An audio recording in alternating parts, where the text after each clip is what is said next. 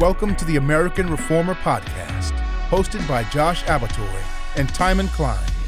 Our mission is to promote a vigorous Christian approach to the cultural challenges of our day, rooted in the rich tradition of Protestant social and political thought.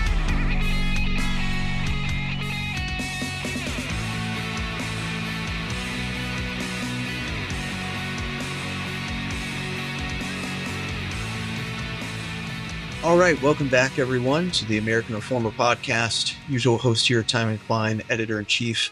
And as usual, I am joined in the studio by a guest for you today. And today it is Nathan Pinkoski.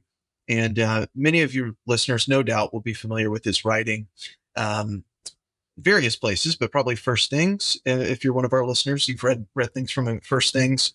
There's other places you can find his essays.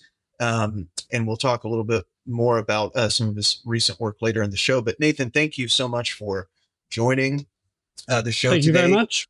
And for those that are not familiar with you and your work, just give us a brief introduction to yourself, and then we'll get chatting about what we're going to talk about today. Yeah, thank you very much for having me. It's a delight to be on the show. I'm Nathan Pinkoski. I'm a senior fellow at the Center for Renewing America. Born in Canada, did the academic route for a while, did my master's and doctorate in political theory at Oxford, and write generally on either French political thought, the transformation of American institutions in the latter part of the 20th century, a bit on philosophers like Alistair MacIntyre, managerialism as a concept. That's the sort of themes that I tend to write either for as First Things, as you mentioned, or Compact. My two places where I tend to write for most. Yeah, I'll highlight. I mean, we'll put links in the show notes as we always do. But in case we don't get to him enough today, I mean, your pieces. I think there's at least a few at Compact on Nixon are superb, and I would recommend them to everyone. Thanks. Yeah, we could do a whole podcast about Nixon. We could maybe we should. Maybe we should. I should have thought of that before. But the Nixon articles were very, very good. People should go read them, especially if you're a listener that happens to have lived through that period of history. I remember talking about these pieces, some of them with a boomer, and it was just like not they're not a hard right boomer or something, just a regular conservative, but none of it shocked them. They were like, oh yes, absolutely, that's what happened. Anyway, so people go read those. It was a setup. We'll leave it for that for now. Well, a total setup. It was a total regime change. It was a coup, and it was just it's not something us millennials maybe that lives in our head in quite the same way it does for boomers. So it was it provoked great discussions I had with certain people. So thank you for that. But we'll step back from Nixon for a minute, even though we may play in the story for you a bit. But you wrote a great piece, and it was widely shared. I can't remember who I saw that shared it. Maybe it was Helen Andrews or someone, and read it. A great piece at First Things. How long ago was this? I didn't remember. October of last year. It was the end of last year. And I read around that time, and it's entitled "And Actually Existing Postliberalism." And so to set the table before we get into what I think is very important framing that you provide to help us understand our world and our country as it exists now, is to set the table with postliberalism itself, this sort of discussion that's been unfolding for years now. And there are, of course, precursors to this, and people that, especially in the UK, that got it going. But people will more readily know Patrick Deneen and people like this that have become branded this way, right? And talk about it. I think Patrick just gave a speech for First Things at New College a few months ago on postliberalism itself. So briefly set the table with that, like sort of what we're talking about, the ecosystem we're in, and then I want to get into asking you some questions about what you've added to this discussion. Yeah, and so the discussion about post-liberalism arises in large part because you had a few political theorists such as Patrick Deneen and others in Britain. You mentioned Adrian Paps there. People who are looking at the intellectual development of liberalism, which was sort of a rallying point, as many of us know, sort of in our generation but older. Kind of in the 90s, this was the classic Fukuyama formulation. This is the end of history. The only universal universal ideology left in play. And you had a few people who would chip away at it in the margins and say, well, maybe we can be friendly critics of liberalism. But the intellectual post-liberal camp was really an effort to try to show that the intellectual premises of this project and how it played out could not but fail. And the failure has a great deal of political, social, economic ramifications. And so that's, I think, what's spelled out so well in Deneen's book. It kind of gives you a blueprint for that intellectual side of things. And I think there's a lot one can learn from that. I think it's a very good, there's a lot of deep insights in his and other writers who are kind of in that camp. I think one of the frustrations that that I had with it, and which impelled me to start thinking a little differently about it, was it's a primarily philosophical and intellectual engagement that relies a lot on kind of a genealogy of the history of ideas. We're trying to trace, as the conservative movement has done for a long time, right? We're trying to trace a kind of original sin as it's an intellectual shift. So maybe it happened relatively recently, but maybe it was much further back. Maybe we blame, I don't know, the nominalism, the Reformation, right? And you can learn a lot from these kinds of genealogies, but there's also something that's a little too neat about them, right? They're a little too, it assumes a great deal, like all the errors were packed into one particular period. And as I think many Protestants have had this encounter themselves, right? When they run into people talking about, the Reformation caused all our errors. Yes. And the people, when they begin talking about the historical details, it's clear that a lot of things are missed over, a lot of things are cast aside to kind of arrange this neat intellectual account. And as I began to reflect more on these kinds of post-liberal discussions, my thinking was sometimes that the history was a little off. Details were passed over, shifts in the meaning of the term. But the big thing that I thought was, well, actually, if we take some of these definitions of liberalism that were operative even just a few decades ago, and we use them to look at the world that we live in, it doesn't match up. So we already live in a post-liberal world. We already live in a world that has walked away from liberalism. It's just not the post-liberalism, the kind of post-liberalism that someone like Deneen would aspire to have, to see.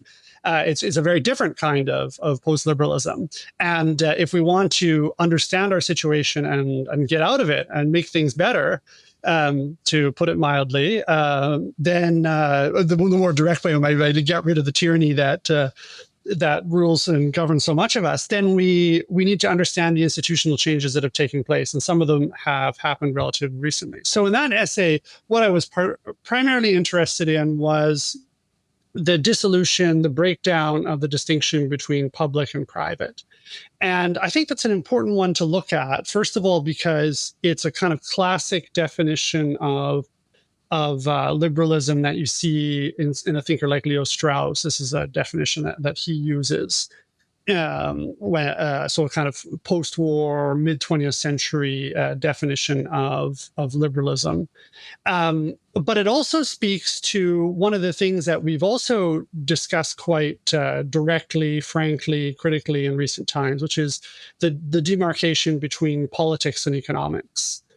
And people talk about this with respect to the rise of neoliberalism and such. And my contention is that there's a lot that comes out of that, and a lot of that's very valuable in that kind of criticism of the economic order we live in. But if we come at it assuming that we're always looking for the diminishment or the shrinking away of the public sphere and the growth of the private sphere, if privatization is our big focus, we miss a lot of these partnerships and the pernicious ways in which they develop. So I'll give one quick example here. Mm-hmm. There's a great book on surveillance capitalism, which made rounds about a decade ago. Wonderful read. I highly recommend looking at it. But the title kind of gives away what the focus of the book is. It's about the privatization of surveillance. And of course, you can't talk about the phenomenon of the surveillance state, the rise of the rise of that way of governing, without actually talking about the role the state has played in promoting that and partnering with that. And that's something that goes back decades, but has certainly accelerated in recent times. So an account that just focuses on privatization, that assumes that we're living in a world whereby politics is on one side, economics is on the other, and the private economic organizations are getting to call all the shots, make all the decisions, misses this fusion between the two sides, the two aspects, and surveillance is a great way to come into the subject, I think, just to see how much relies upon that. I think once one goes more into looking at that, seeing those institutional changes, then it's hard not to conclude that we already live in this post-liberal world. It's just not the one that we debate with or draw from if we're in more philosophical settings. We need to understand how the institutions have changed and leave those little more theoretical, sometimes too cerebral discussions behind to look at how things actually are. Yeah, it's very good. There's a lot there. I think that's, taking it from the top, that's what resonated with me about your essay first was the first thing is that, like, I remember it, and I love Deneen's book as well, just like Barack Obama did. We all love it. Everyone loves Patrick Deneen's book. Very useful. You can have your quibbles, but the general, his handling of Locke or whatever, but the general thesis is provocative and good. But it struck me that I remember Deneen probably giving lectures maybe before the book came out or right as it came out, sort of criticizing conservative world, we might say conservative Inc. now, as doing sort of endless seminars about the genealogies of ideas and all this, the best seminars and like the worst action or the worst participation. But we've got this. And what struck me in your description there is like Deneen's project is fundamentally that is what he's doing. So he's still carrying on the conservative like impulse of like, well, let's trace, I'll just change. I have my own genealogy, but this will get us to the solution. Luckily in his book, I don't think he does, the total anti-Protestant thing of blaming Luther, or you've seen the memes of like, you'll see a mega church, that's just crazy and ridiculous. And it'll be like, why did William of Ockham do this? With his nominalism, like everything is the fault of one thinker and this radical change. Although I would say that William of Occam's political theory certainly didn't do it. So maybe it is all metaphysics to these people. In any case, the what you're describing is, again, just to sort of double click it and highlight it for the audience, is really where the debate is not, or what's being critiqued in a lot of post-liberal academia, academic projects, is the same sort of ideal of liberalism that is now like totally past or maybe barely ever exercised. So you're sort of combating a ghost in that way, and it makes your theory work well, but actually the discussion should be happening maybe elsewhere to be more effective.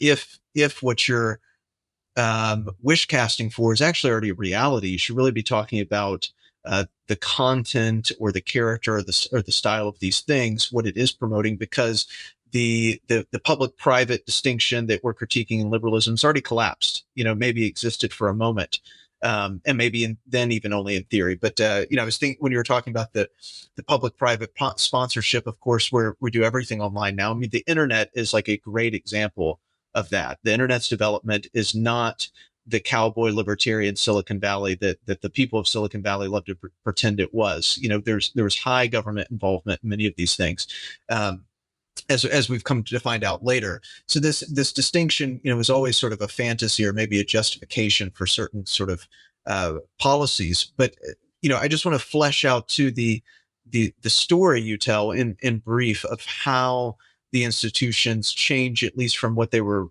packaged as, presented as, in order to enact what we're calling post-liberalism in real time, through, especially immediately after the Cold War, through the 80s and 90s, is really the period that has most of this action in your story. Yeah, and just a couple of things that I think are quick comment on one of the things that just as you were talking there reminded me of, I think, one of the problems in the more intellectual framework is you concede too much to the people who are running things, who are legitimizing things, when you basically allow for them to get away with the assertion, well, we still live in the same liberal world. It's been the same liberal world since 1945 or 1989 when it triumphs, and now it's under attack. And then they trot out these definitions like we have this the importance of an independent society in the private sphere, and then your response is, well, yes, but if we you have to understand that the danger here is excessive autonomy that withers away conceptions of meaning and conceptions of purpose as our communities become more and more atomized. There's a ready-made script that has been discussed for decades on those terms. You could even argue more than a decade. Debates like this about the problem of atomism go back to the 19th century, if not earlier. And I think by allowing them to get away with this notion that the world's been continuous and unchanged, that's been something that has sort of pricked my interest recently. And the way I the reason why 1989 I think is a great moment to look at is because at the time, you can find the prominent politicians in public and in private talking about how this was the end of the post-war order. These phrases that we use now if you pick up the Atlantic, you see people sort of rendering their garments because they fear that this moment is coming about now. And yet, this is the way that Kissinger talked, Bush Sr. talked as they realized the Cold War was coming to an end, and that, of course, was the defining feature of the post-war setup, right? And the arrangement at Yalta. Another one that I'll mention here because it'll flow into just give you a quick précis of the thing I look at mostly in the First Things essay is. It's a world after Bretton Woods. Bretton Woods was the way that the financial institutions of the world were arranged in the tail end of the Second World War in order to not only get the world toward prosperity, but to try to develop a system that wouldn't repeat the mistakes of the 20s and 30s. What did Bretton Woods have? It had two things that we don't have anymore, that we lost in the 1970s. One is capital controls between countries. That's gone. And the other thing is fixed exchange rates. That's also long gone. Although we can maybe there are details there that are interesting. Sure. But the point is that we in that time we had already abandoned one of the key institutions of the post-war order, the economic arrangement. So to talk about the post-war order, the liberal world, as something that's been continuous from 1945 up until 2016 or something when it's under attack is a real conceit that I think hides a lot of the major shifts that have taken place. What I would put it as is that what we actually live in is this world that emerges after the fall of the Berlin Wall, kind of 1990s world, that uses an increased amount of references to the Second World War to legitimize itself. And what I was interested in the essay is just showing how this works in the world of finance, where we talk about the rise of an ostensibly neutral sphere to set up the rules. And yet they have been increasingly weaponized, increasingly politicized to serve the ends. And yes, I was looking at the ends of the American empire, which is, I would contend, a kind of political form that developed after the end of the Second World War. What do I mean by that? I mean the notion of universal responsibility here, the sense that the United States has to solve all the world's problems. And we might be hesitant to do that through military means because we tend to be casualty averse. But the financial tools, that's where we lean into the thing you mentioned, the internet, how that changed the structure of finance, and we turn that into a weapon. And that's the world that we've been living in since then. So yeah, quick to the politicization of finance, that was a big theme of the piece. And the second thing that was kind of an undercurrent, but one that I can bring out in the podcast setting here for discussion, is the increased, you might say, desperation to use 1945 as a legitimating moment for everything, to use the Second World War as a legitimating moment for whatever was happening. If you didn't like something being changed, then the risk was you're going back to Hitler. If you wanted to propose something different, well, then you're taking us potentially back to the Second World War, back to Hitler. And that's something that way of arguing really, it's of course existed for some time, but I think it really took off in the 1990s. Yeah, I think that's. I mean, I've seen other people have on that particular point similar insights recently. That even when you're talking about the post-war consensus, not as it actually was post-war, but as this rhetorical bludgeon, it is a much more recent development creation in the form that we understand it now and sort of combat it. This is not something that actually expresses when it's sort of introduced and employed things that were actually going on. It's something developed much later to use it in the way you just described. And I think that's an important thing to remember. I mean, also something you bring up in the piece, if I recall, is along with this, reforming of financial institutions, the way that, and then the public-private partnership with NGOs and things like this for the American empire abroad, exercising this sort of universal intent is also the exportation of the means of doing this, right? So of course we remember now the pride flags on every State Department or a consulate. Embassy or consulate, abroad, the boondoggles in Afghanistan. These things are all expressions of the actual post-liberal. Sorry. These things are expressions of the post-liberal order, actually, because these are things that do not coincide with a liberalism as the ideal would express it. These necessitate the erosion of the distinction between public and private, and also the weaponization or politicization of certain institutions that would have been kept separate previously from a political sphere or from political power. And I think that's you drawing this out is important in understanding not just the universalism and the expansion of the global American empire, but the means of doing it, the tools that were used, and how, if we see those cropping up, it's a direct indication that liberalism is not in play, at least in function. Yeah, exactly. And this is the thing about a lot of the discussion that we've had in conservative circles, but also elsewhere, about misuse of American power have focused on the military side, the boondoggle in Afghanistan, the Iraq War. And I think that's certainly true. There certainly were boondoggles, but it's only one of the tools that existed.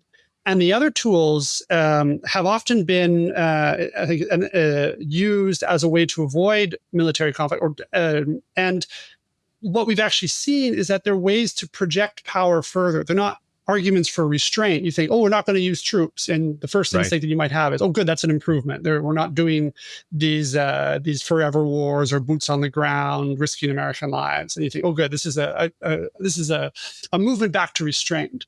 But in fact, what it does is it allows you to strike even further. And this is where the state-society partnerships play a role in that. I mean, to use one example that we alluded to at the start about surveillance, the start of surveillance. So one of the first examples I've discovered recently, I didn't mention this in the article just for sake of space, but I think it's a good example of this, is once you had the laying down of fiber optic cables across the Atlantic. So this is Atlantic is 88, and then Pacific is 89.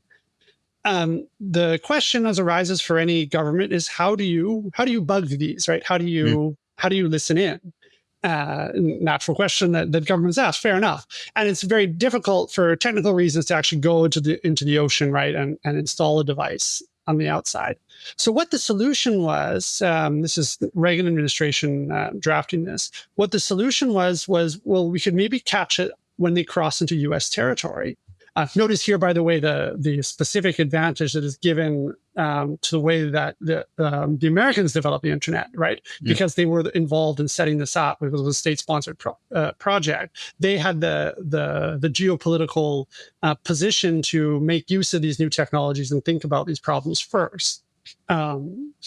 But what was at issue here, of course, was, well, hold on. If we're bugging people on American soil, isn't this something we need a warrant for? Isn't this what we have the whole FISA court stuff for after Nixon, after Watergate? Bracket that off. We won't bracket that off for now. But isn't this supposed to be one of the ways we've improved government since that whole nasty era of Watergate was that we need warrants for this? And the way that the Reagan administration got around this problem was they said, well, there's nothing there's no statutory prohibition against the telecommunication companies making surveillance on behalf of the government. So let's ask them nicely. And we'll issue classified memos and such that'll say that it's legally for this, and we'll lean on them a bit. And of course, those telecommunication companies want to behave well. They want future contracts. They want to be good patriots. So this was a great example early on of how you have this state-society partnership in the area of national security. But just to go back to the point with which we began here, right? Notice how this allows you to strike at something further than you would otherwise have. I mean, yes, they could have gone to Congress, but Congress would have probably said no or placed a lot of stipulations on it, given the setup at the time. Would have been hesitant for this to adopt something like that. So the state-society partnership allows you to hit something, to reach a target that the government itself couldn't do. And so that's what you see happening throughout this period is the proliferation of targets that states think, primarily the United States in my story here, that they think they can hit with the help of private actors. And of course, the consequence is that over time, well, more and more of this, you're leaning on them. It's no longer just asking nicely. You start forcing them to do so. You start forcing them to adjust to behave, not just in these one instances, put a bug in here, let the government come in and put a bug, put on some kind of listening device. And that's all we're asking of you. Instead, it becomes something much more comprehensive. And this isn't an independent civil society anymore. This is a society that is being managed and directed in principal ways by the state actor. So we've left the world of liberalism behind. Yeah.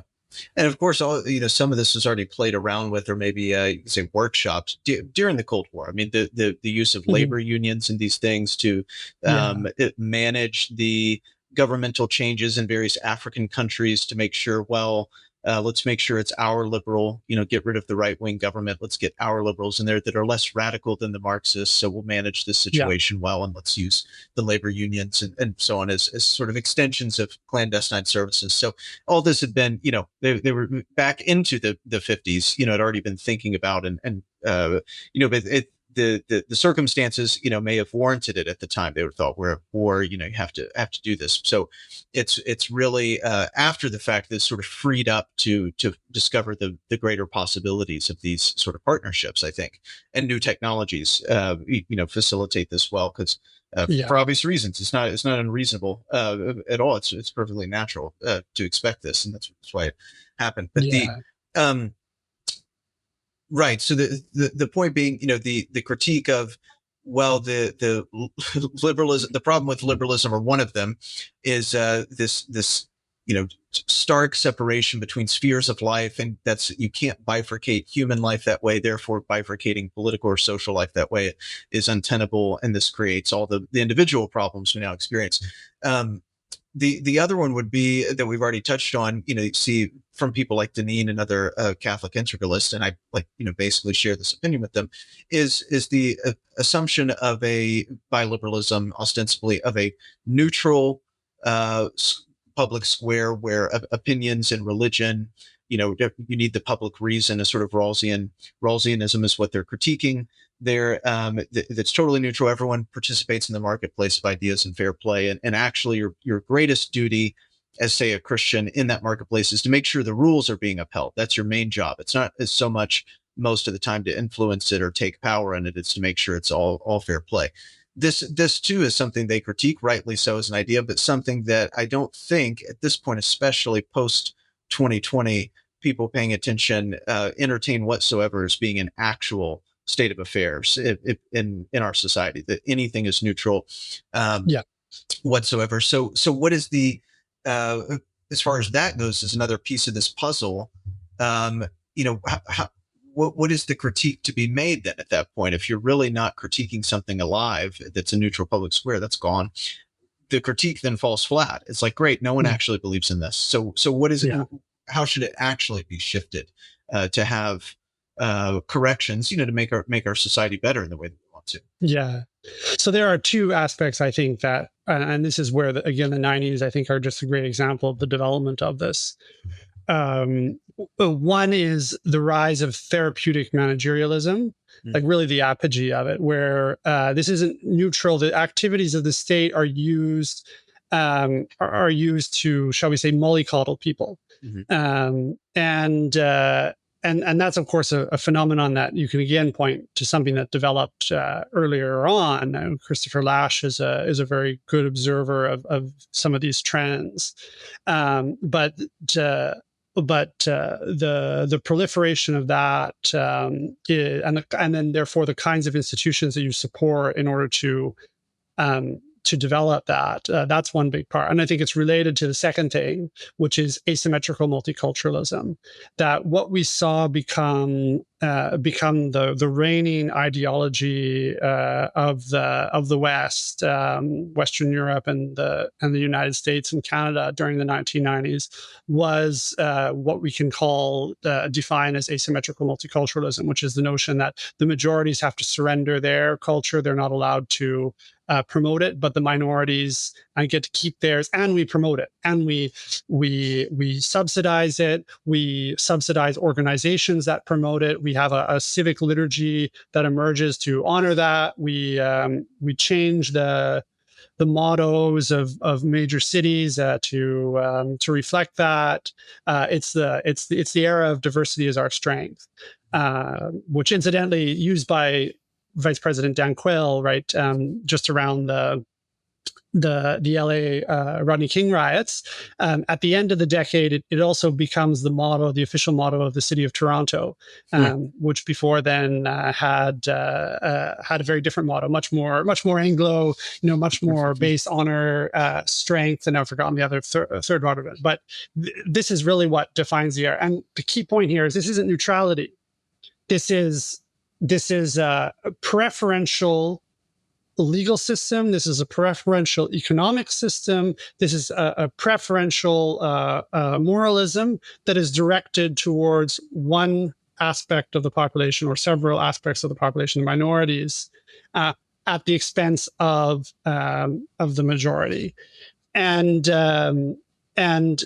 that's something that really takes off, and this is key for Americans to understand, it really takes off in Europe during that time. Because we, of course, had some of it in the US with, I was born in Canada, so it's a slightly different experience. But when I was, my first kind of studies of the US at the time, I would have said something like, well, that sounds like the civil rights era. But as multiculturalism proliferates, because we need to remember that the demography of the country in the civil rights era was very different than what it was in the 90s, certainly very, very different than it was today. And as that changes, the kind of calculations, and multiculturalism becomes a much more prominent way of speaking to these problems. But the effect of this in Europe was a big part, and how the Europeans started using these and adopting these double standards. Just one quick example that's been in the news relatively recently is the British example of this, where you see during the late 90s with under Tony Blair a real proliferation of this mentality. You also see, of course, very early on the dark side of it, which is the Pakistani gangs. and the gangs of sex predators that are covered up by the state. And one easy way this is covered out right from the start is we don't call it Pakistani, we call it Asian. So you're hiding the actual perpetuators of it, and you're doing this to preserve the peace, you might say, but it's favoritism to one group at the expense of others. I think if I remember right, Roger Scruton wrote about this decades ago now and got absolutely vilified for it, for this, even pointing to the limited information available at the time, pointing to this. And forget the town he focused on. He wrote several things about it. It was absolutely destroyed for it, that they came down pretty hard. So one way to, as we close off this part of the discussion, to talk about this is like, and to somewhat rehabilitate, not that we've been slamming him, but Deneen's contribution is actually what Deneen is doing in critique is not confronting the regime as it is, but confronting and dismantling what I would say is mostly conservative opinions about what they're fighting, and their own defenses of it, right? Because they think as you said earlier, they're joining in sort of the myth or the lie and defending it as sort of controlled opposition. They're like prison functionaries in this way, where if they buy into the myth that the liberalism is still around, then all of your critiques help elevate the myth that keeps this post-liberalism underneath going.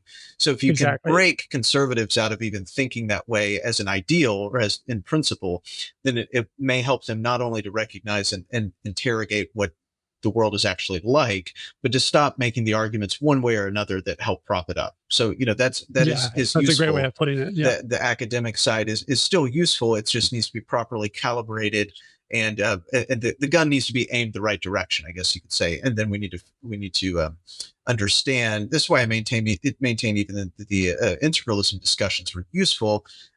Thomas Fink had a great piece, sort of making points that you're making in a way, but in a more detached way, that like everything is I'm just describing the world. Integralism is not a program. It's just the way that all things work, even now.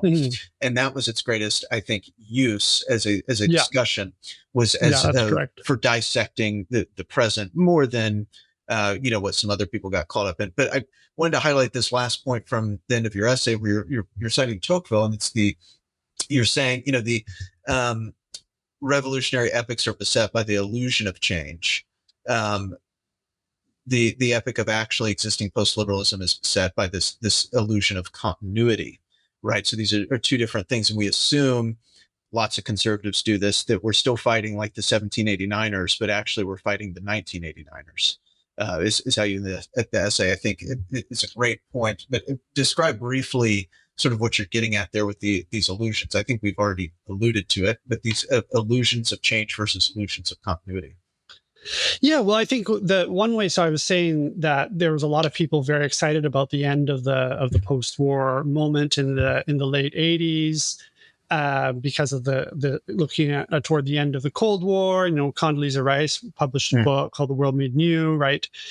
People who were part of that generation, the part of the excitement that they had was that we're changing the world. But very quickly, I think because of the anxieties about where things were going, or at least the sense that legitimating principle wasn't quite good enough, they switched. And that's what we live in today. We live in the world where the bait and switch has happened, whereby so many of us just accept as a starting point that there's a thing that's been in continuity up till recently, the post-war order. And that it hasn't really changed all that much. It's really just a question of expansion. It was in Western Europe and not in Eastern Europe, but now it's in Eastern Europe, and we tried to get it into Russia, but they turned away from us, or something like that, right? Or tried to get into China, and alas, it hasn't worked out.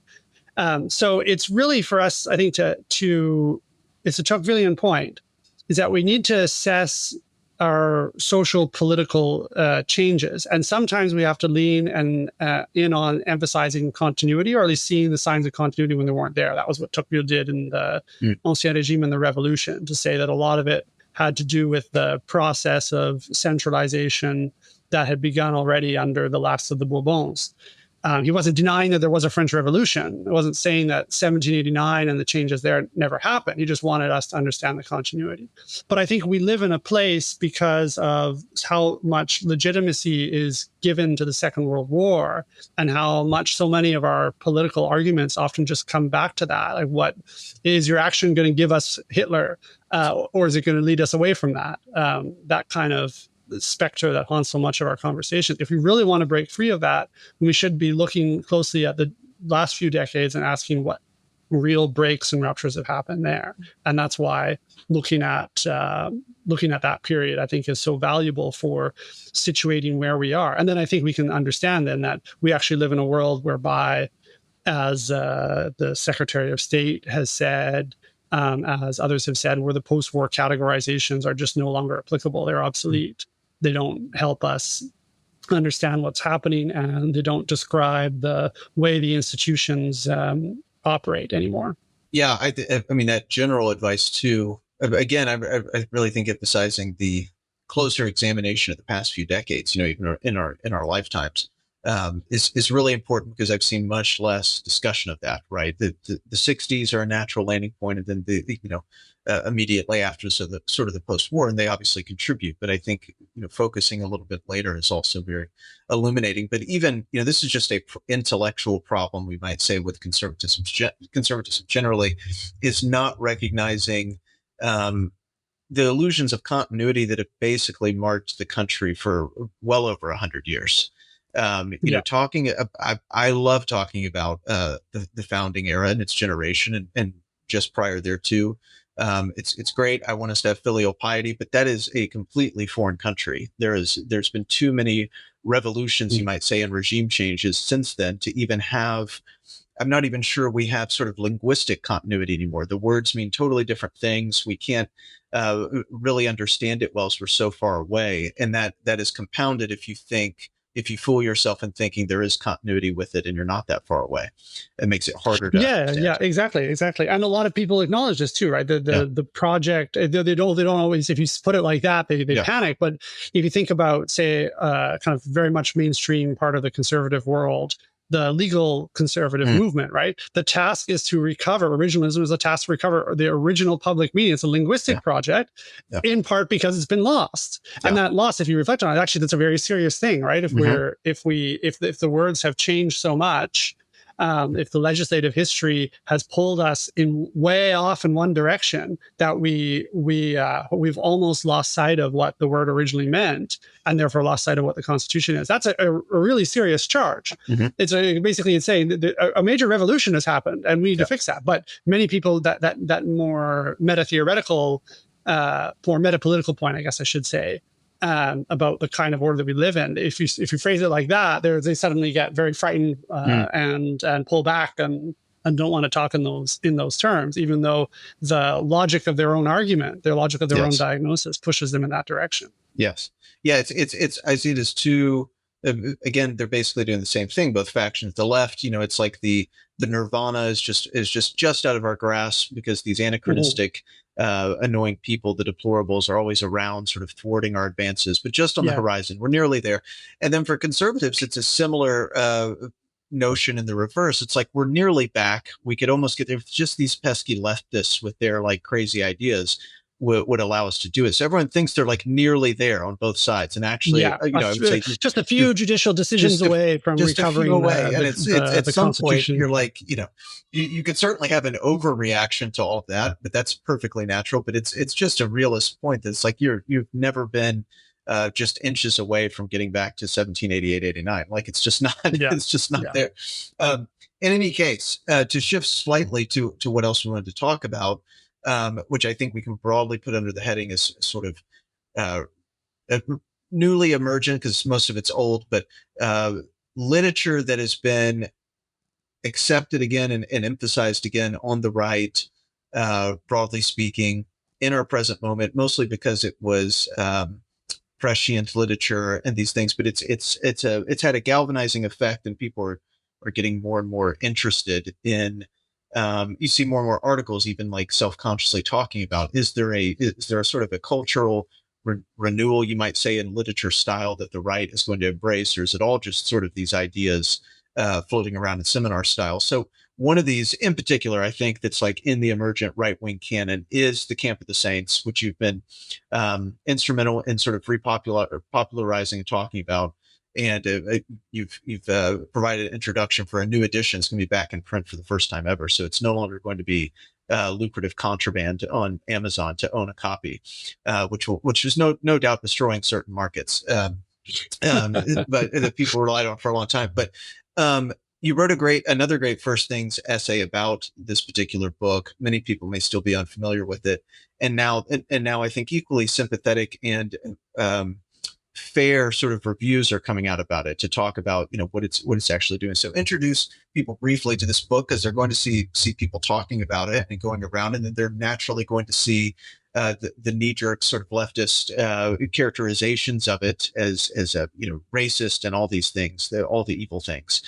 So introduce us to it in a fair way, and talk a bit about why it's important in its own right, but why also I think you think now it's having a bit of a renaissance.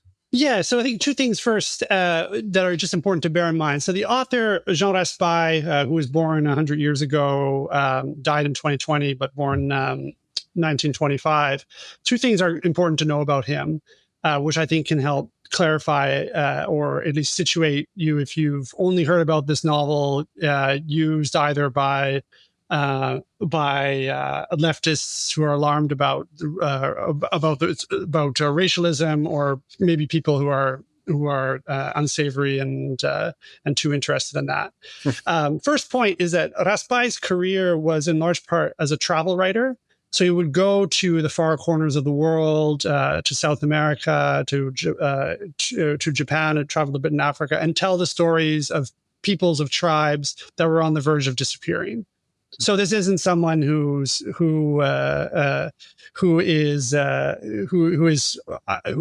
trying to promulgate, I don't know, white supremacist ideas or some notion of biological supremacy of the races. He wanted to tell the stories of peoples who are disappearing as part of the tragedy and to keep their tales alive. The second point is that he's an accomplished writer. This is one of many novels. He writes about 40 books in his whole career. He was nearly inducted into l'Académie française, which is the highest kind of intellectual institution that you can possibly be in France. He won their top literary prize, even if he never quite got accepted into it, and a number of other major prizes as well. So we're not talking about a fringe figure who's just writing some rambling thing on the side. We're talking about someone who's very much in the heart of French literary life, particularly in the 1980s and 90s. I think that helps us then when we look at what's one of his early novels, is his third novel. When we pick up this novel, we can then see what he's talking about, because what he's really doing is he's imagining a scenario. It's the early 1970s. We don't have mass migration yet in Europe. We have examples of it elsewhere in the world, but it's a fantasy. It's a thought experiment, and he's basically asking from his own experience. I've traveled around to many corners of the world, and I've seen peoples that are on the verge of disappearing and dying. What if that happened in Europe? What if that happened to Europeans? What if that happened to the French? And that's what the novel is at its core. It's a thought experiment to imagine a scenario where that plays out. But what's key here for how we pick up the novel is its punch is about how we in the West, particularly we Europeans, we Frenchmen, would react in this situation. And the answer is not well. It's the point of the novel is it's a kind of self-examination. It's a holding up the mirror to Europe and trying to show what our own vices are, what our own problems are. And one of the big ones he's drawing attention to is this deep sense of guilt and this deep sense of self-hatred. There's one thinker that I referred to in the First Things essay, Jean-Paul Sartre, who was one of the most influential thinkers in France from the 40s into the 70s. and famous most for his existentialism, for kind of theorizing existentialist philosophy. But he was someone who called in print for other people to kill Frenchmen in the context of the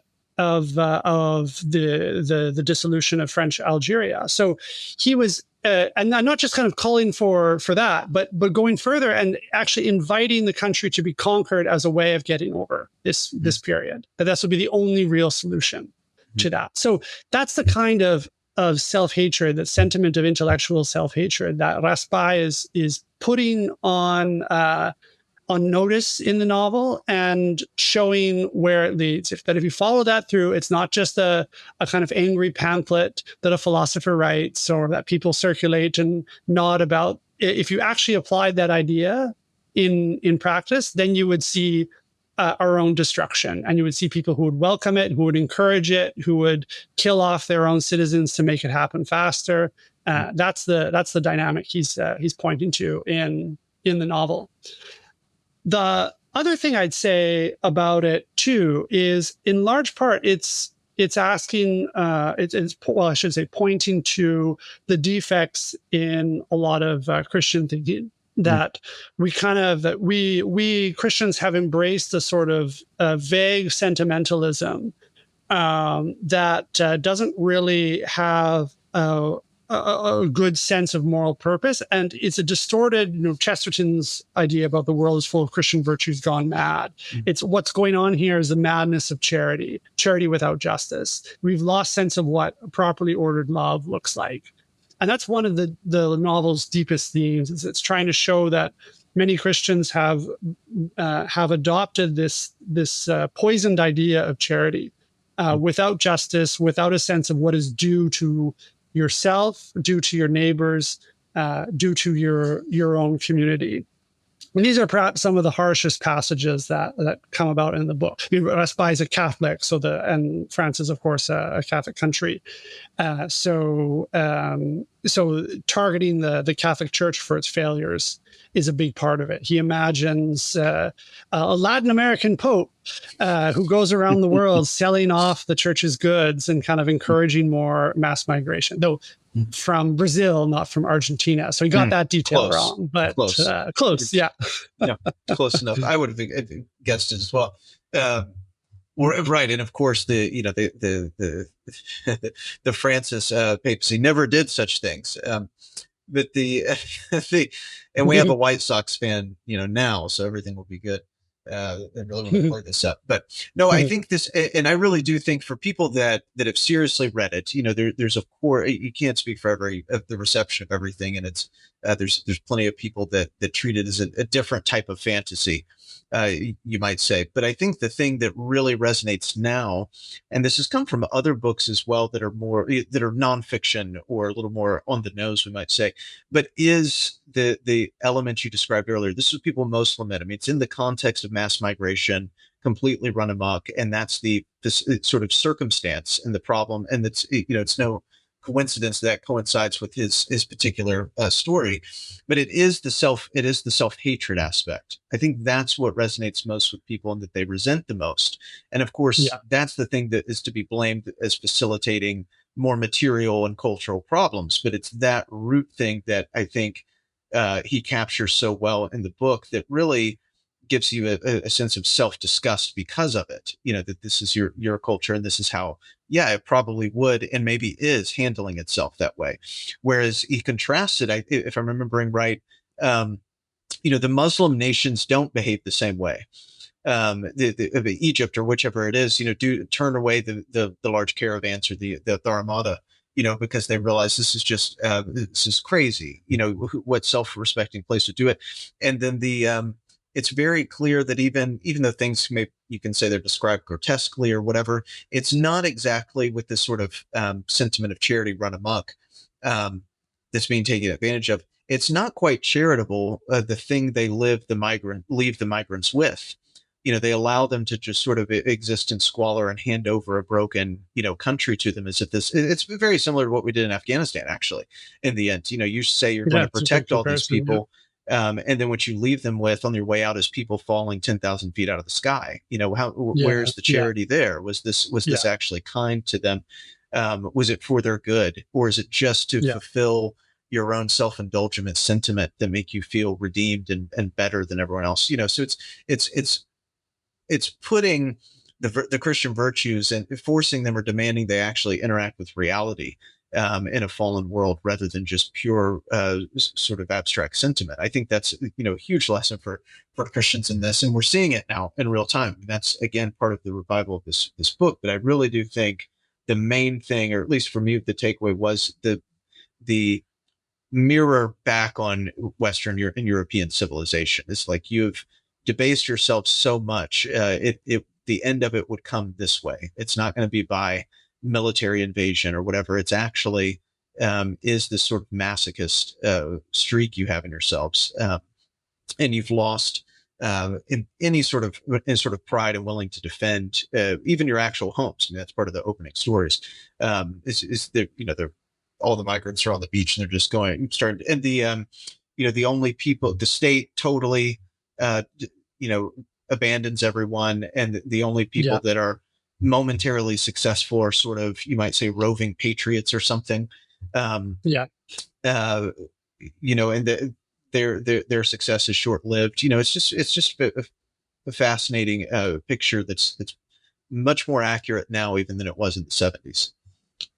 Yeah, and just to bring the point home that it's the mirror of the West, to make it clear for those of you who haven't read the book, the government collapses before the migrants land. So the way the story is told is they're coming closer each time. They get reports about the boats coming closer and closer, but the whole civil authority has fallen before the migrants actually land. Mm-hmm. And the lesson there, it's a clear one. It's that this is something we've done to ourselves. Mm-hmm. Our way of thinking, our way of living, the way that we've substituted real religion with this sort of pseudo religion, this religion of humanity. Mm-hmm. This is all part of the drama of the novel. And there's one I think example that's useful to bear in mind too is it belongs to a genre that you can see with Michel Houellebecq. Mm-hmm. The French writer who's probably most famous for his novel Submission, mm-hmm. Which imagines the Islamic takeover of France through an election. And Houellebecq's style is very much to kind of draw attention to the grotesque and disgusting. Sometimes it's a little too much, mm-hmm. If you're reading it. But the point he's making is a sociological one. This is the level we've sunk to as at a civilization. And the passages in Raspail, for those of you who read, who have a chance to read Camp of the Saints, which I very much encourage you to do, you can order it today.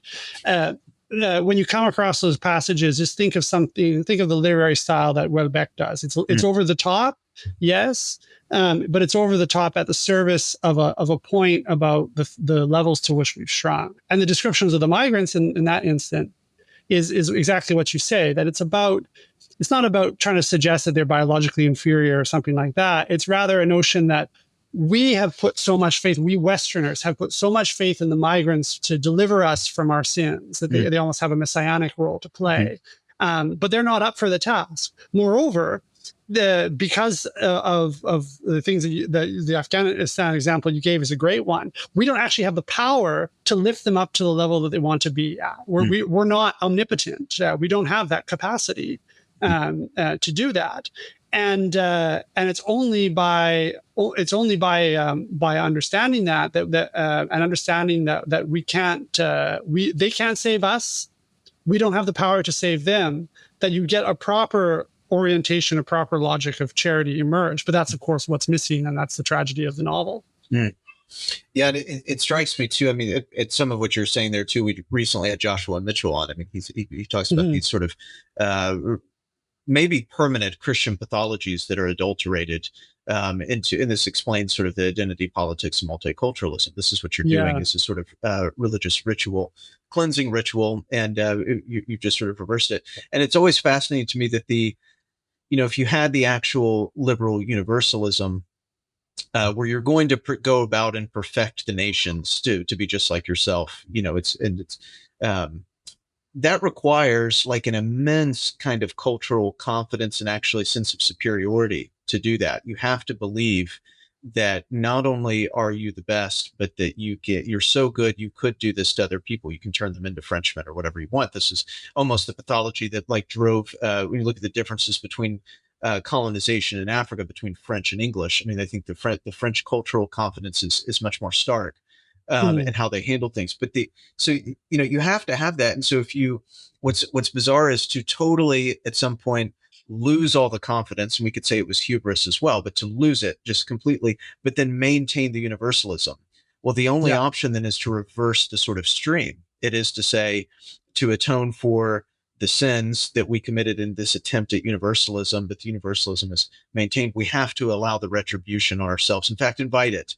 And that way the world will be cleansed and the universalism can sort of continue apace, which requires flattening everything, all particularities, everything must turn into sort of the blob. It's just a bizarre, again, pathology to see it worked out in real time. That's a great way of putting it. But in any case, I do encourage people to read it, to read it appropriately. It is fascinating as well as, Submission is another good one that continues to get attention for the same reason. In any case, we're coming up on time, Nathan. You've been very generous with it. Any sort of parting thoughts or comments on anything we've discussed that you want to throw out there that you'd like to make, and then you can point to anything you're working on now, besides the book, that you'd like to alert people to, and then we'll close it out for the day. Yeah, the only thing I guess is that encourage people who want to read the book, that it is available, so very much accessible, and it's really wonderful that both the French company that owns this has brought it out in time for his 100th year, the 100th year anniversary of his birth, of Raspail's birth, and making that available for us. So it's I'm very glad that the French company did that, and to Vauban Books for bringing it out. It's I think it's good to honor people who take risks, and Vauban and the French company that owns it have taken risks. So I think that's in a world that's short of courage, it's good to honor those who've done that. And the other thing I would simply say, more intellectually, for those, just to repeat something that we're talking about with how we look back and understand the last few decades.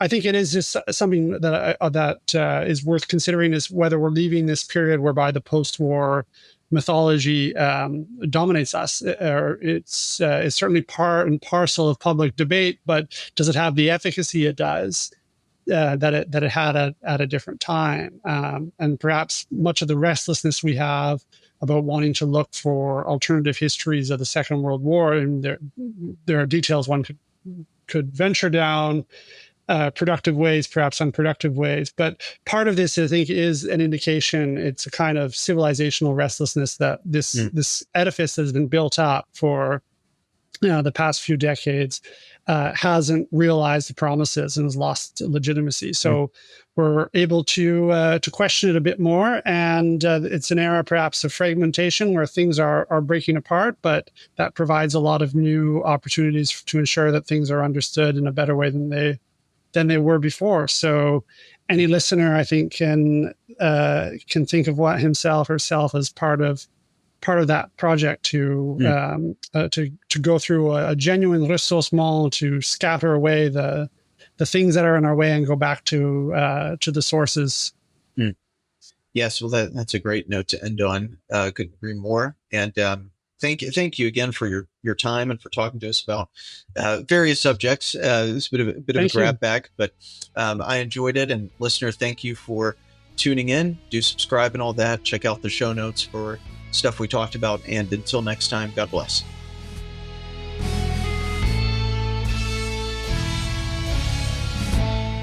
You can find American Reformer on the internet at www.americanreformer.org or on x.com, formerly Twitter, at @AMReformer. Don't forget to like, rate, review, and subscribe to this podcast. Please consider supporting us today by making a tax-deductible donation through our secure online donation portal at americanreformer.org. That's AmericanReformer.org.